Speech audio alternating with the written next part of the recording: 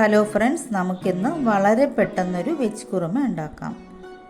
ഇതിനു വേണ്ടി ഒരു ഗ്ലാസ് കുതിർത്ത ഗ്രീൻ പീസ്,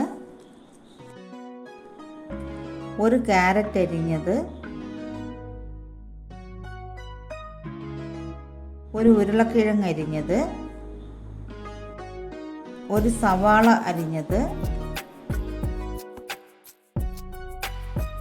2 ഗ്ലാസ് വെള്ളം, 1/2 ടീസ്പൂൺ ഉപ്പ്. എല്ലാം കൂടി കുക്കറിൽ വേവിക്കാം.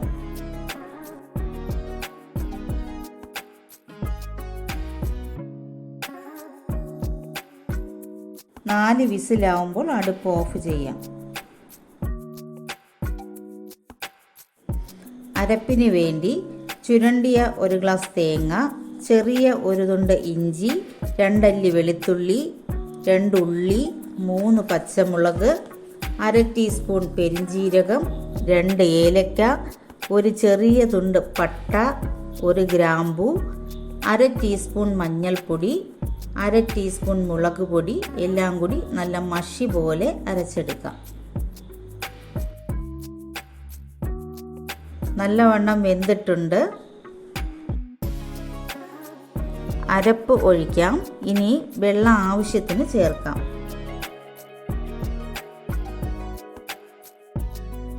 കുറച്ചുകൂടി ഉപ്പ് ചേർത്ത് തിളപ്പിച്ച് ഇറക്കാം.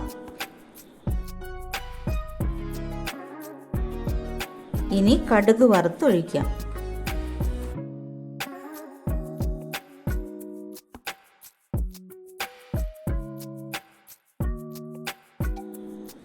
രുചികരമായ കുറുമ തയ്യാറായി.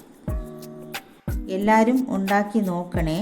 ഇഷ്ടമായ ലൈക്കും ഷെയറും സബ്സ്ക്രൈബും ചെയ്യണേ.